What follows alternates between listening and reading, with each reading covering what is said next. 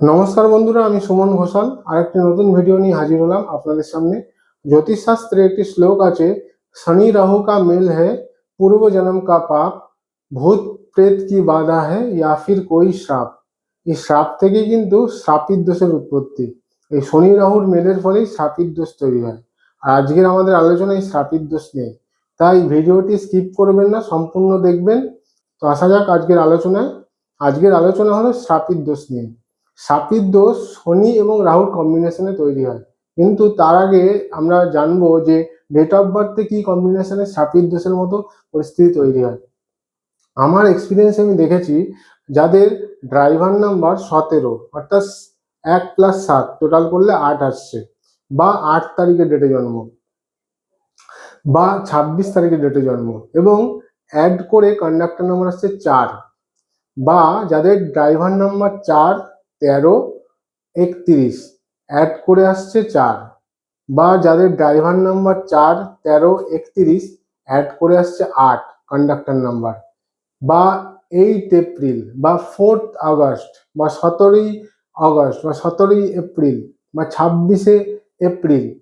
এই ক্ষেত্রে কিন্তু আমি দেখেছি, বা 26 আগস্ট, বা 13 আগস্ট, 31 আগস্ট, এই ক্ষেত্রে দেখেছি ডেট অফ বার্থের কম্বিনেশনে শ্রাপিত দোষের মতো পরিস্থিতি বা প্রভাব পড়ে ডেট অফ বার্থের কম্বিনেশন অনুযায়ী।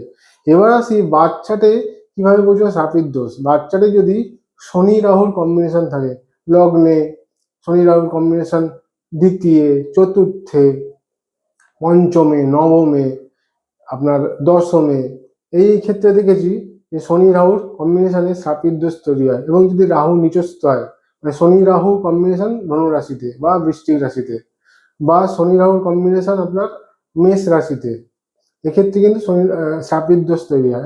আমার এক্সপিরিয়েন্সে আমি শেয়ার করছি। এই শ্রাপিত দোষের প্রভাব কি হয়, শ্রাপিত দোষ যেখানে তৈরি হয় সেই ঘরের ফলটাকে নাশ করে।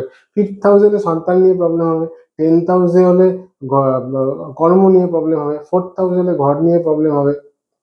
এবং আমি দেখেছি যে এই যে ডেট অফ বার্থের কম্বিনেশনগুলো বললাম, 17, 26, 8 ড্রাইভার নাম্বার, কন্ডাক্টর নাম্বার 4, বা 4, 13, 31 ড্রাইভার নাম্বার, কন্ডাক্টর নাম্বার 8, বা 4th আগস্ট, বা 8 এপ্রিল, এদের দেখেছি 48 বছরের আগে যদি জমি কেনে, বাড়ি কেনে, বা ফ্ল্যাট কিনলো, বা গৃহপ্রবেশ করলো, এরপর থেকে কিন্তু এদের জীবনে একটা বিপর্যয় নেমে আসে। হয় হট করে দুম করে চাকরিটা চলে যাবে, নয় কোনো বড় রোগে ধরা পড়বে, বা কোনো বড় বিপর্যয় নেমে এলো, বা পিতা মাতার কোনো শারীরিক একটা অবস্থা ডাউন হয়ে গেল, এরকম কিন্তু হতে পারে।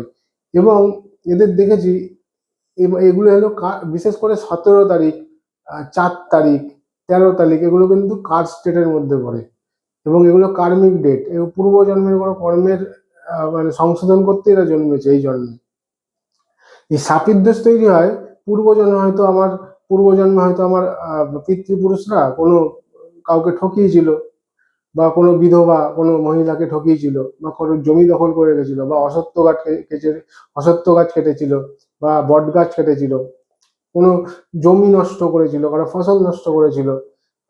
এর ক্ষেত্রে কিন্তু এই শাপিত দোষগুলো তৈরি হয়। শাপিত দোষ মানে অ্যাকচুয়ালি মানুষের অভিশাপ। আপনার অভিশাপের ফলে আমরা এই ডেট অফ বার্থটা বয়ে নিয়ে আসি। যেমন শ্রীকৃষ্ণেরও ডেট অফ বার্থ দেবেন 3rd হাউসে রাহু শনি আছে। শ্রীকৃষ্ণের জন্ম থেকে 3rd হাউসে রাহু শনি আছে। এবং আমি দেখেছি শাপিত দোষের ফলে কিন্তু বংশে কোনো আনন্যাচারাল ডেথ হয়। বংশে কোনো আনন্যাচারাল ডেথ, কারো হয়তো পিতৃবংশে মাতৃবংশে কোনো আনন্যাচারাল ডেথ, অল্প বয়সের কেউ, কম বয়সের কেউ মারা গেছে, বা আনন্যাচারাল ডেথ হয়েছে, কোনো কম বয়সের যুবক বা যুবতী ভুগে মরেছে, কেউ হয়তো মেন্টাল পেশেন্ট ছিল, সে মারা গেছে, আত্মহত্যা করেছে, এরকম হয়েছে। এদের এই শাপিত দোষ ডেট অফ বার্থে থাকলে, এই ডেট অফ বার্থের কম্বিনেশন বা বাচ্চাদের শনি রাহুর কম্বিনেশন থাকলে কিন্তু আমি দেখেছি এরকম হয়। যদি date of birth, conductor number, driver number এরকম 8-4-এর কম্বিনেশন, বা 4-8-এর কম্বিনেশন হয়, বা 4 তারিখ ড্রাইভার নাম্বার, মাস হলো 8 অগস্ট মাস বা এপ্রিল মাস, 8 তারিখ ড্রাইভার নাম্বার, মাস হলো এপ্রিল মাস, এক্ষেত্রেও দেখেছি। এছাড়া বাচ্চাতে যে কম্বিনেশন শনি রাহুর কম্বিনেশন লগ্নে দ্বিতীয়, চতুর্থে, নবমে, পঞ্চমে, দশমে থাকলেও আমি দেখেছি এরকম হয়।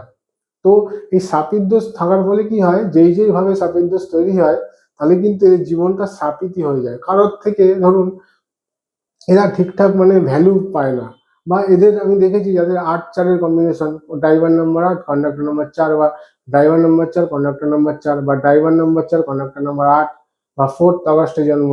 এদের কিন্তু ম্যারিটাল লাইফ প্রচুর ডিস্টারবেন্স থাকে, মানে ডিভোর্স পর্যন্ত হয়ে যায়, অনেকের বহু বিবাহ হয়, একটা বিয়ে টিকলো না আরেকটা বিয়ে, সেটাও টিকলো না আরেকটা বিয়ে, মানসিক শান্তি এরা পায় না।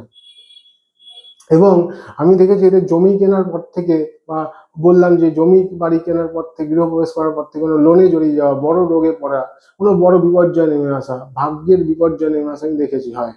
বা এদের আমি আরো দেখেছি যে ধরুন ঘরের মানে যে বাথরুমের যে ছাদ, বাথরুম ভেঙে ঠিকঠাক করলো, তারপর থেকে ডাউনফল হতে আরম্ভ করলো। বাথরুম ভাঙার পর থেকে, বাথরুমটা ঠিকঠাক করলো, ভেঙে রিপেয়ারিং করলো, তারপর থেকে ডাউনফল হতে আরম্ভ করলো। ছাদ ভেঙে গেছে, ছাদটাকে ভেঙে ঠিকঠাক করলো, তারপর থেকে মানে ডাউনফল হতে আরম্ভ করলো। আমি দেখেছি এগুলো হয় শাপির দোষের ফলে। তো এই শাপির দোষের ফলে কিন্তু আমাদের জীবন খুব ব্যতিব্যস্ত হয়ে যায়, এবং এই শাপির দোষ কিন্তু পুরোপুরি কাটে না, এটা প্রশমিত করা যায়। তো এই প্রশমিত করার উপায়গুলো আমি এখন বলবো। এই প্রশমিত করার উপায়গুলো কি কি? প্রথম উপায় হলো ভগবান শিবের উপাসনা করা, ভগবান শিবকে অভিষেক করা।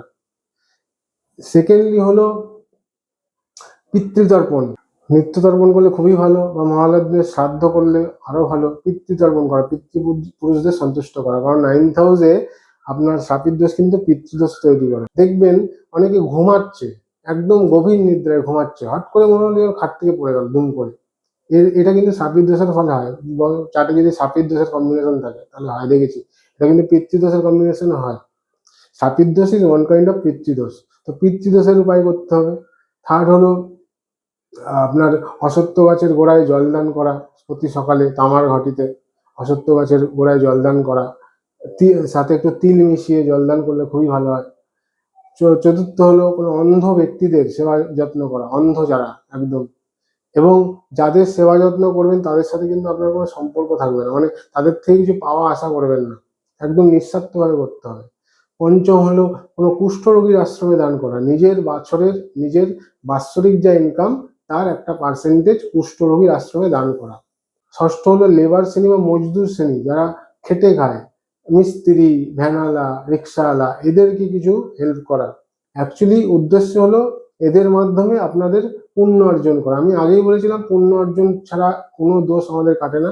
তো এইসব ব্যবহারিক উপায়ের মাধ্যমে আমরা এই পুণ্য অর্জন করবো। পুণ্য অর্জনের মাধ্যমে কিন্তু অভিশাপ কাটে। যখন মানুষ আপনাকে আশীর্বাদে ভরিয়ে দেবে তখনই তো অভিশাপ আস্তে আস্তে দূর হবে।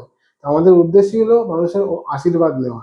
তো এই যদি উপায়গুলো করেন এবং সারা জীবন তাকে দায়িত্ববান হতে হবে, এইসব উপায়গুলো কিন্তু সারা জীবন করতে হবে, একটা ডিউটি বলে মনে করতে হবে, যে 3-4 মাস করার পর আপনি ছেড়ে দিলেন তা নয়। যদি করতে পারেন তাহলে কিন্তু আস্তে আস্তে এই আপনার শাপির দোষের যে প্রভাব আস্তে আস্তে প্রশমিত হবে। আজকের মতো আশা করি এই ভিডিওটি ভালো লেগেছে। ভিডিওটি ভালো লাগলে লাইক করবেন, শেয়ার করবেন, আমার ইউটিউব চ্যানেলটি অবশ্যই সাবস্ক্রাইব করবেন এবং বেল আইকনটি প্রেস করতে ভুলবেন না। আজকের মতো নমস্কার।